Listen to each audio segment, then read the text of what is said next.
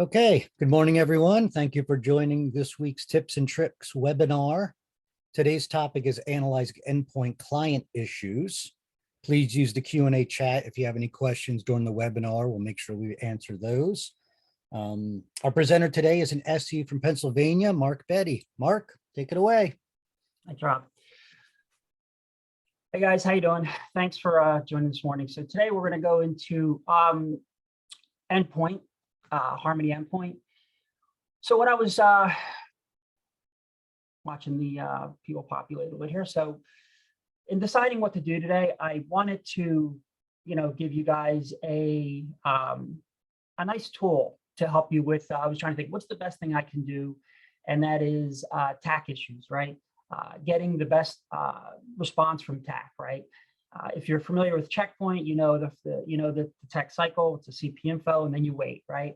So I think my objective here is to give you information that's going to help you get through that faster. So, and the issue is the knowledge base, right? So if you have better information for the knowledge base, the support knowledge base, you can get better results, right?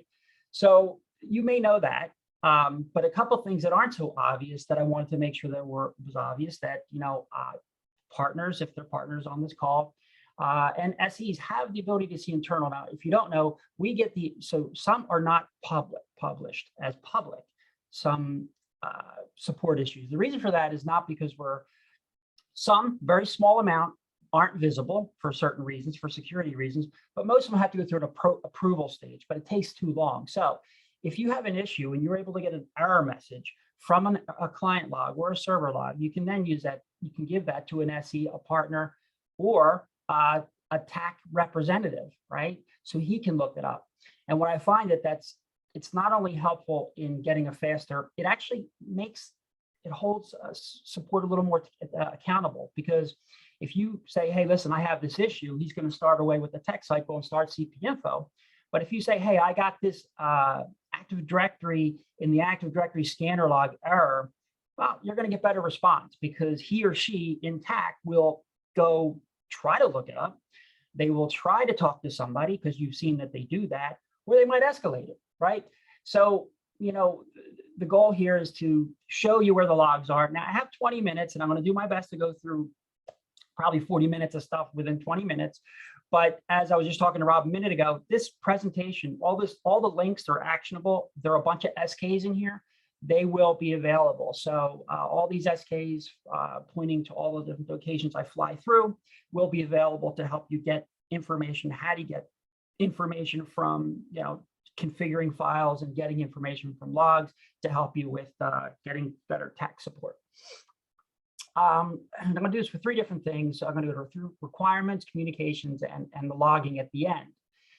Now, the one thing that I think it's important is understanding how things work, right? I want to talk through a little bit of theory, because I can't tell you how many times it happens where, we look at something and I say, well, that operating system was supported, or that version of client wasn't supported with the server, or, or that's not the way the function of the feature works, right? So it's important to understand a little bit of theory beforehand, before looking at the logs and getting an error and say, hey, why didn't this work, right? One of the first things to talk about is the home page. If you don't know, the home page is a really good spot to start for everything. It not only gives you requirements for what you need, but it actually gives you a really good point to start for not just clients. And I'm going to go through some of this, what the reason is for recommended versus latest client. And we do a pretty good job. This is a good landing page to start for everything. Release notes, how to download the latest client. And at the end, we have some, and I'll go through some of the relevant articles here too. So it's a really good spot to, if you don't know where to go, to start with understanding endpoint, get documentation, get the code, and know what's going on, latest information. So on the home page, one thing I wanted to explain real quick, looking at my time, is recommended versus latest. And I think a lot of people kind of understand what it is, but I don't know if they really understand. I think most people understand a custom is a hotfix, right? And a hotfix, why would you do a hotfix? You probably wouldn't, right? You only call when you have a problem. There's a hotfix to that. So you don't even know about it till you call support or somebody tells you an SE or a partner. Latest versus recommended. I think a lot of our customers seem to go to the latest. I'm not sure why. You can take a guess that has an extended QA testing versus standard, but that has no new features. And that's the thing that's the thing that sort of gets us in trouble. So the major difference between the latest and recommended is new features. So by the time we go to the recommended, the features, there are no new features from that latest cycle. So just as you think about a hotfix, if there's no reason for a new feature, don't use it. So don't go to the latest. Use the recommended unless there's a feature that you need.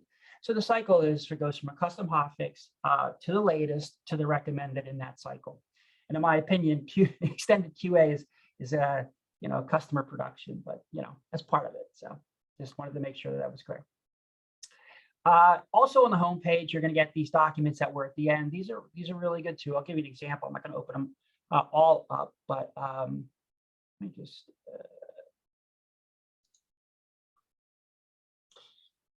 support upgrade path, OS versions last. That's important. That tells you not only what OS of Windows or Mac is supported, but what will be supported. And we try to keep update with, because I know OS X is with Apple's kind of difficult information about Linux. But supported upgrade paths, so you'll get a nice, that was available on the bottom of the home page. You get a nice matrix or grid. And the one thing that's interesting about Checkpoint, we're not great at backward compatibility. And I think there's a reason for that, but nevertheless, it doesn't matter.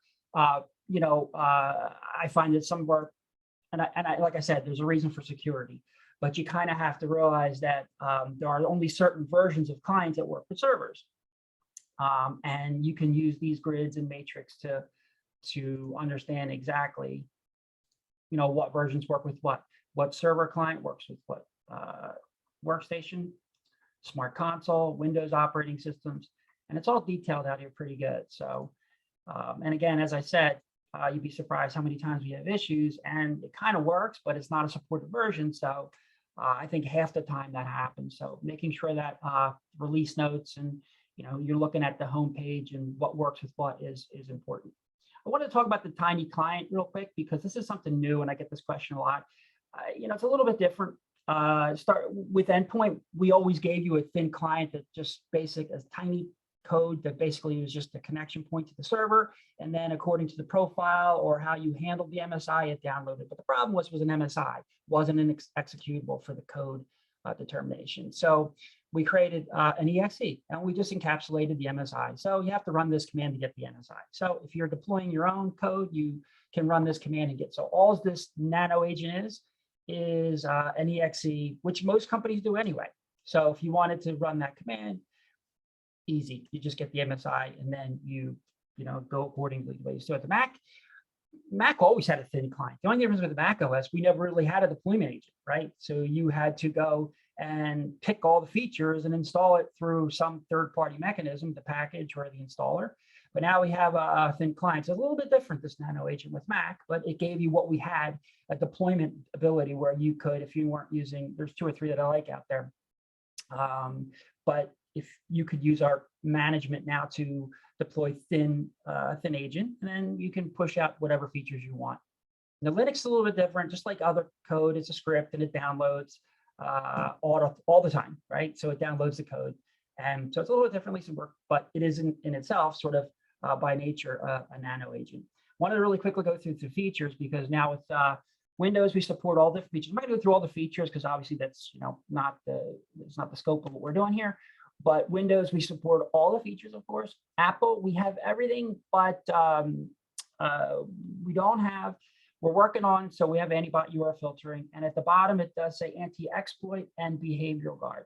I think we do have anti-exploit, but not behavior guard. And then all of them do support threat hunting, which is our EDR, which I can tell you a little bit about it, but basically that's what that is threat hunting and attack vectors. So, and Linux, of course, is just AV for now, but we're working on that as well. The objective is to get, whatever we can on all of Mac is like right around the corner for everything. Linux, I'm not quite sure what's on the roadmap. Another concept I kind of wanted to go through because people get confused about this, because as you know, we have, if you're working with Checkpoint, we have Smart Endpoint, but we also have the Web Manage.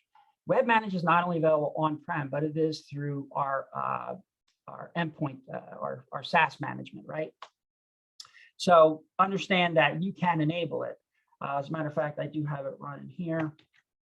So I'm using Chrome, and this guy here is the Infinity Portal. We'll log into that. And this is my local server. That works.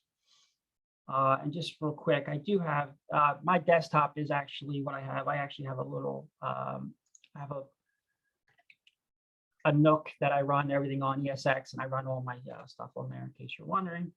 So then I use Workstation to, go between everything.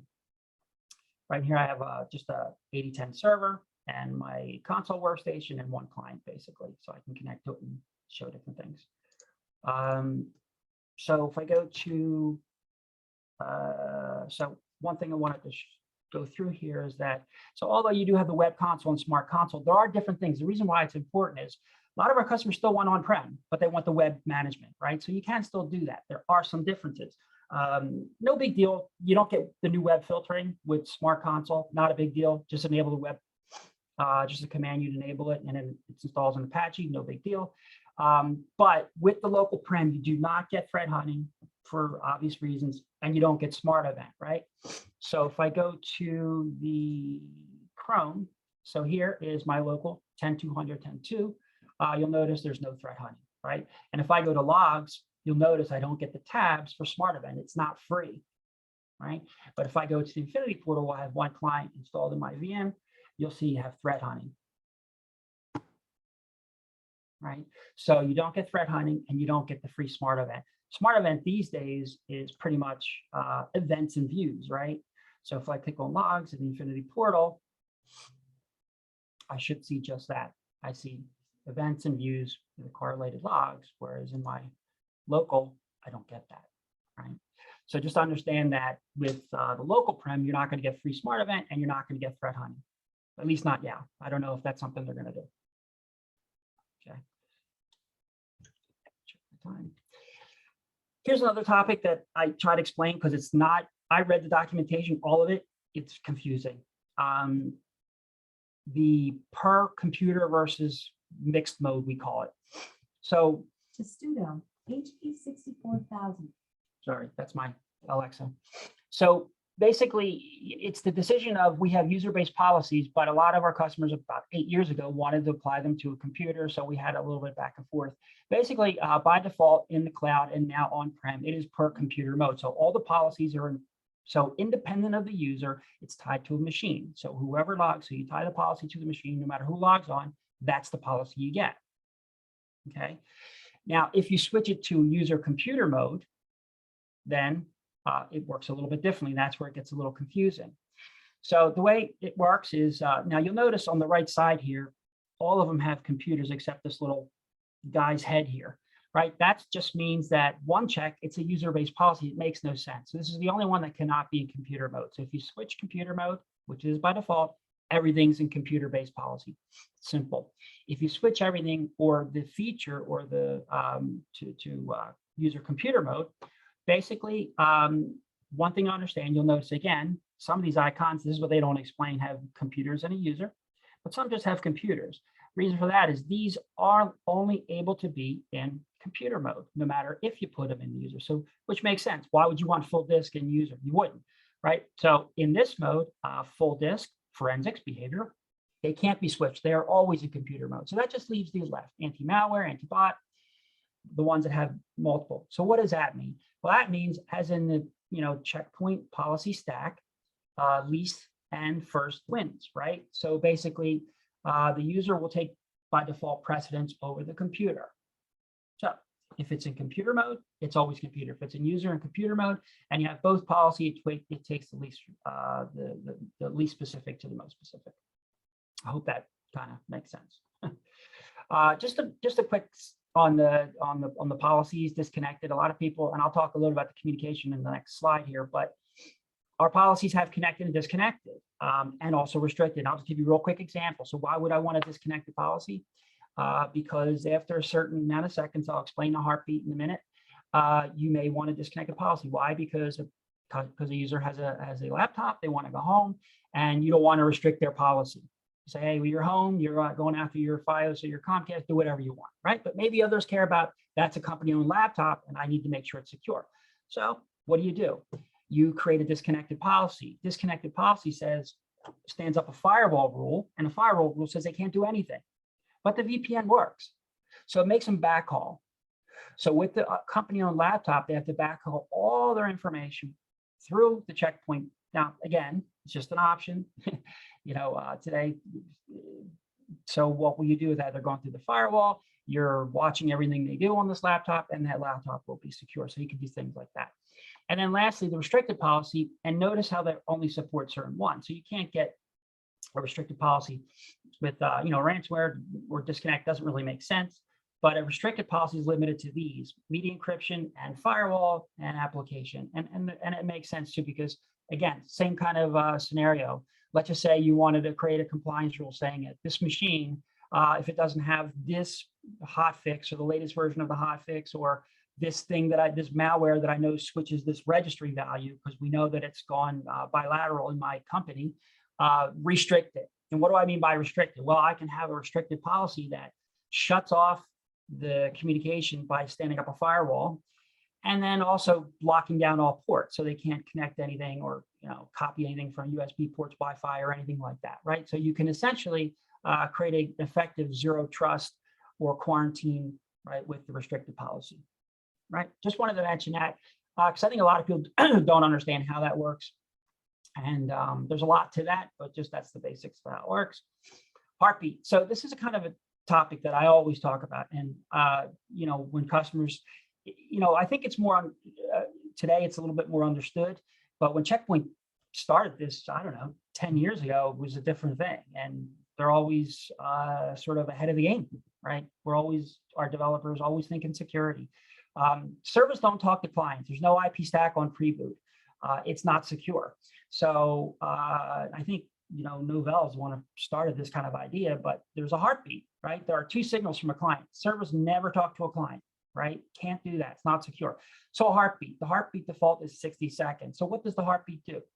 It's a client beacon to the server that says, hey, I'm alive. So this way, that's when you're looking at endpoint, it knows who's alive, how long they've connected phone home to the server. And also that heartbeat checks for a new flag. That new flag says, hey, are there new reports? Are there new updates? Are there new?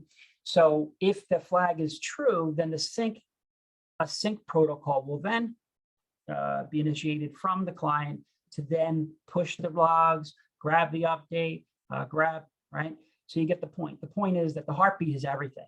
The reason why that makes sense is because a lot of times in a POC, if you have a longer heartbeat, it's frustrating that you have to wait for reports or that you have to wait for updates. One of the first things I do, and I actually explained that in the last, my last bullet here, is I tweak that. I'll tweak the heartbeat to make it as low as possible. So this way, when I'm showing a customer or partner, or we're seeing how things work, I get better responses. So if I flip a policy, I get that report immediately, and I don't have to wait a minute or 5 minutes. Because especially when customers have 1,000 clients, or they're not going to have a heartbeat. They're going to notice that the bandwidth is too high, and they're going to hire it. But it's going to be a pain for you to test things. So unless you have a staging environment, which is great, but if you don't, then what I do is tend to temporarily tweak it down, try policies. Let's just say you're trying media encryption. What happens if I plug this and I don't do that? It gives you immediate response and immediate reporting. So this way you can, figure things out faster and how you want to configure your policies.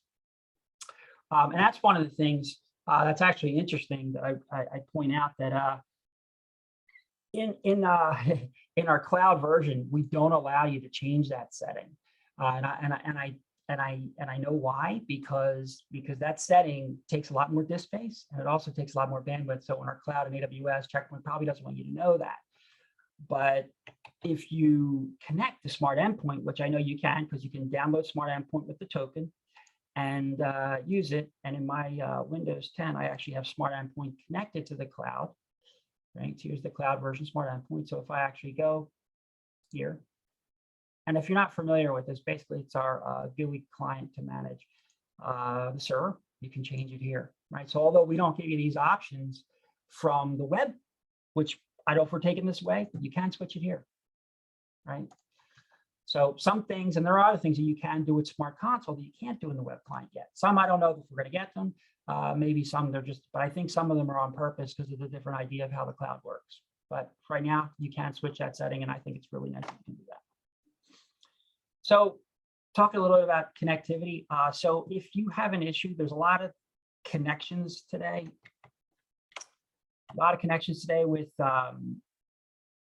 With the client. There is a tool that I'm going to speed up a little bit here. It has the SK here. We created the connect. There's a lot more than this. Let me show you real quick. I do have an example here. It's a tool that's actually available in the client install. I will just load it up right here to show you real quick. Initially, it wasn't available to us, but now it is. Basically, from the client, just for my checkpoint, I have, of course, checkpoint on my laptop here. We have everything loaded of all the products. Of course, we test everything. And it goes out and reaches out to all the servers. Some will fail. They're telling me they're redundant or whatever, but it gives you a good idea of threat emulation, anti-bot. So it's a nice way of checking all the server. If I show the SK, there's a way to curl all. It'll take you, I don't know, probably a half hour to go to all the sites and all the commands they show you to do this without this tool. It's kind of a nice tool to let you know if you're connecting to all the servers from the client. If you think that there's an issue with firewall or something wrong with the client, so you have that tool. Locations, so on the server, there's some cool files. So these are the main directories on a server. Now I understand if you're using cloud, you don't really care about server connection. You don't care about server config and logs, but some do, and these are available on-prem. So I'll just go through them, quickly. But if you do have a cloud version, you may not care as much, but sometimes you do, because if it is an issue, the server exists somewhere and somebody's got to fix it. TAC does fix these issues. There are TAC templates on how they go and fix issues with the server, with the cloud servers. So if the problem is, it's going to be, it's going to be helpful either way. I think the main, the scanner, CP scanner, that has files and how the scanner works. Apache, Apache for Apache, I'll talk a little bit of that in a second. EPS is policy server, management server configuration, local policies and global policy. These are pretty cool. These are stuff that you might want to, and I'll quickly show you what they are. So the local properties, let's go to global properties. So I'll show you the global property setting, and that has, so I'm just using S client, and I have that right in here. So if I open up the local, you should see down here this setting here. One setting that people were always frustrated with, and you can't change this in Smart Console, is the ability to get a 30-day cycle. It's actually 60 days. So a lot of our customers in this back screen that you're looking at here, it actually purged all information after 30 days. But I always knew that you can go in here and change that. So if I make that 100 days, 200 days, it's going to keep all that history in the local database in this EMON process for that many days. Pretty cool. However, remember, more bandwidth, more disk space, but it's a pretty cool feature that's not available in the console. And there's a lot of settings in here that you're not going to be able to do that you can read and see what they do, and some of them actually pretty cool. There's the global property settings. This has that heartbeat and the heartbeat that I was talking about, and the sync protocol information about that. Some stuff in here is also not available, but things in here when you need to tweak or just to go look and know where the files are can help you figure things out.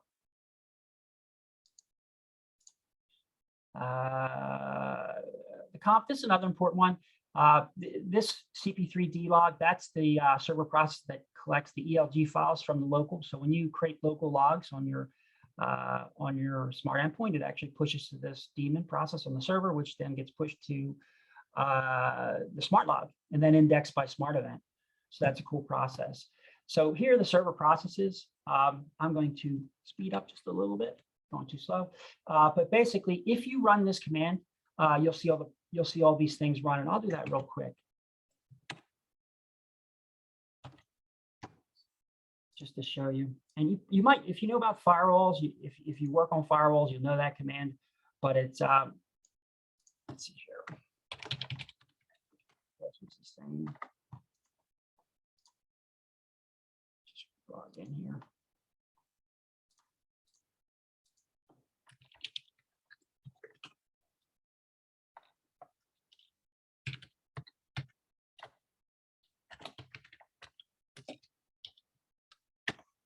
Okay, so basically, when you start up the server, understanding that when you're doing that, when you're working with endpoint, the SMS, the firewall log, we understand it's the same database.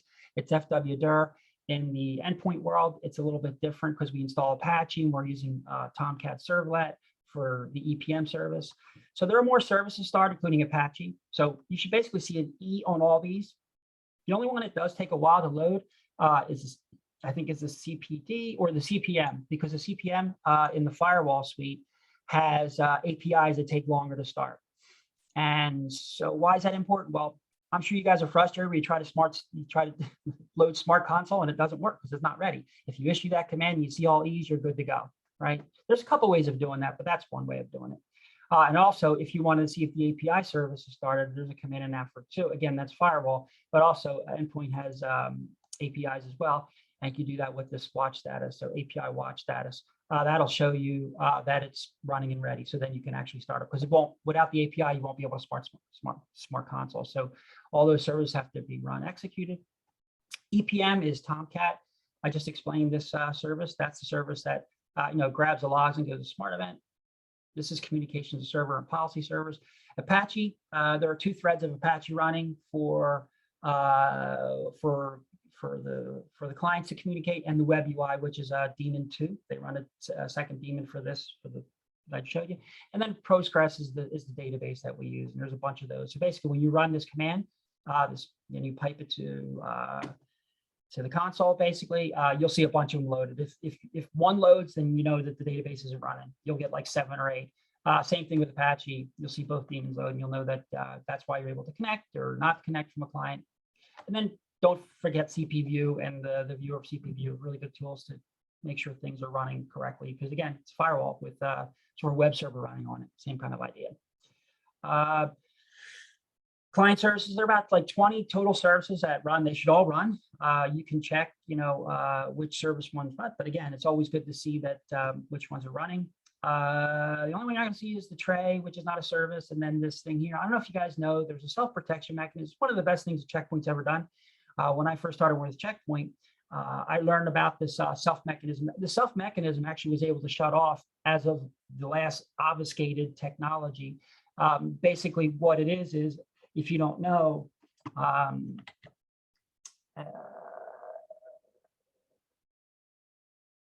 looking at my time here.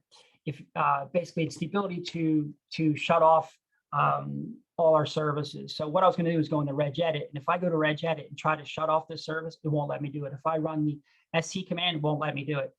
It is hinted, but if you do run msinfo, you'll see this service running. So there's a new technology in Windows that hides this, right? So now you can't. It's encrypted. You can't stop that service. This is a service that disallows somebody from stopping our services. I used to be able to do it by loading the registry Hive, mounting it through another system, right? But unless you FDE the drive, which was encrypted, you couldn't do it. But now they use this obfuscated mode. The only problem with it, it breaks, right? So here is an SK that'll explain to you how to get the logging information.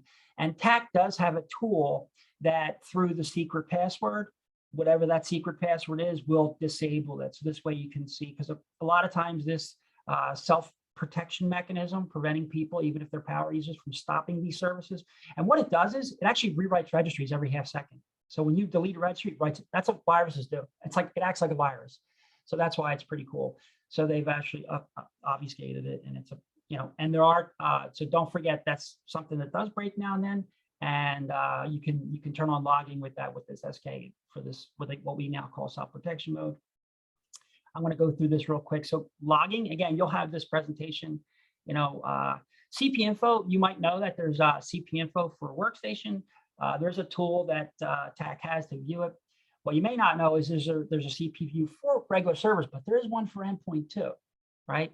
And let me show you what that looks like. The one thing I like, it does have a web viewer. So if you go get the CP viewer for your endpoint server, it's pretty good. Tells you, I'm going to I ran one here. Here's my local CP info. Here's my server CP info on my endpoint server. It's a web page. So if I load it up, what it does is, gives you all information. So on the right side, you can actually, this is the, the server CPU. It tells you what ports are running, what servers are running, listening ports, right? Again, you can get all this information by opening up cat in the file or viewing the file, but it's kind of nice that you have, this little indexed view of the server CP view, right? API status, which I just showed you, a lot of cool information. So it's just basically, once you run it on the server, creates this file, you unencrypt it, and you open it up like a web page, and you can do what I'm doing right now. Pretty cool. And also there's, I think I have this on here. There's also CP viewer for CP info for all versions of the client. So I wanted to go through log locations. I know I'm at two minutes over. So so basically the log locations, so the main log locations are program data. And because there are a lot of different directories, and we've changed it through the years, but the latest code data is x86, where all the code is, and the logs. And I'll show you real quick, interesting about the logs. So if you want to go in the logs, you can actually go open up program data. And if you go into checkpoint, endpoint security, interestingly enough, you'll see all the logs. We've put all the logs on the workstations together. The most critical one is the CPDA log, right? And I always use sort of Notepad to open these, ++ to open them up. Clicking too fast here. Right, so it gives you all information. This is where you're going to see a lot of the problems. And this is probably the most place I go to check for issues with customers. The other thing I wanted to show you was, you'll notice the rollover and the size, it seems to be consistent. That's because if you go into the CPU logs config, you'll notice these files. And these files here are exactly that. They'll tell you how to configure the log rollover and configure. So I'll open up this one here. Lets me open it up. Just have to be patient. And you'll notice as I go through here, you'll see 3 files, 10 meg, or and then you get the idea of how they configure the log rollovers in all the files. But the main thing is in this hidden data directory, that's where all the logs are, all the client logs. And server logs, basically here are all the server logs. I went through a couple of these. The main one is the server messages log, right? All the other ones, Apache is for the web server, the client connect, scanner issues. This is the main one that you'll be looking at. I think so for the client, it's going to be the DA, and for the server, it's going to be the messages. And lastly, there's also Smart Console. A lot of people don't know this. There's verbose logging in Smart Console. You could turn that on. A lot of times you get an error trying to get a Smart Console. Well, you can turn verbose logging on and take a look at the server or the workstation. It tells you right there. But the key thing, what is important here. So once you look at these logs, what do you look for? Well, simple. Open up the logs. You look for caused error. On the right side, Windows, meaning you can use ++, or Linux, you can use grep commands. And you'd be surprised. And again, as I said in the beginning, the most important thing is that you're getting information from the logs, trying it in the knowledge base, and then using that information to an SE or to TAC to help them accelerate the ticket. So here are other examples. I only have 3 or 4 slides left, so I know we're going a little over here. Apologize for that. But here are other things. Here are other search things to look. This is an example of the client. Let me give you a couple examples here. So these are search strings. That is a mask, and I'll explain to you what that is in a second. So for example, here's the DA log that talks about blades, supported blades. So if there's an issue where a blade's not running, you'll notice running blade error or whatever, and you'll notice this thing 383. What I want to explain here is this mask. So what does that mask mean? There's a tool, but it's so stupid. You just need a calculator. I'll show you how to do it. So basically, if you load up calculator in program mode and you type 383 in there in decimal, that gives you this binary. What does that mean? It turns on 1 to 7, it turns off 8, right? So if I go to my mask, oh, everything's on except 8. What's 8? 1, 2, 3, 4, 5, 6, 7, 8. Web check. Web check doesn't exist anymore. That's why it's off. That's how that works. So when you go into logs, you can actually learn a lot about, what's running, what's not, by understanding what's in that log. These are cryptography stuff. Status, you should get 200 status when the certificate. Another example here real quick. Again, same thing on this last example here. What's 4? 4 is the second bit, right? Third is that's the second bit. 7, installed, running, not running. There's a problem with 4. Well, what's 4? 1, 2, 3, 4. That's the firewall. There's a problem with the firewall, right? Lastly, just as an example here, old pat on CP. I want to show you this one specifically because, again, if you take this information and you go to, let's see, Checkpoint Support Center, and I type in, what was it? And almost there. Old pat on CP.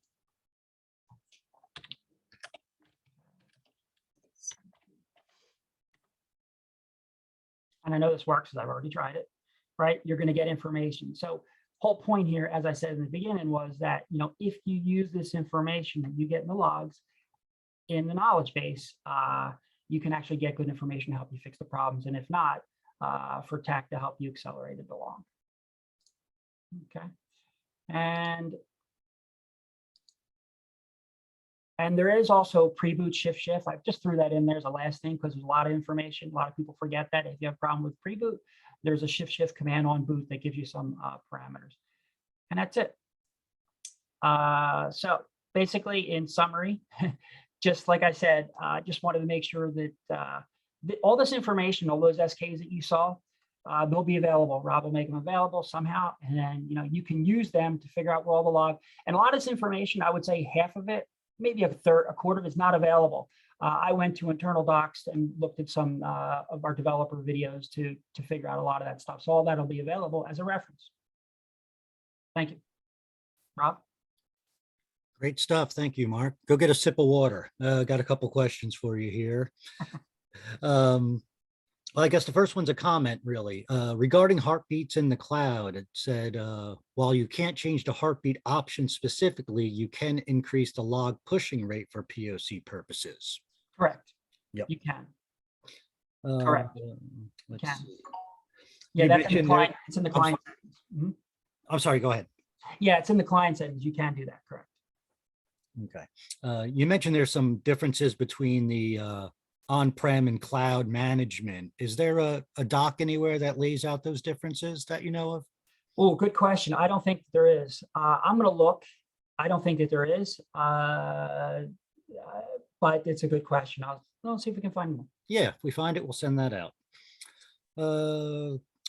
Where can I find information to update the agent on the client computer from version E84.x to E86.x?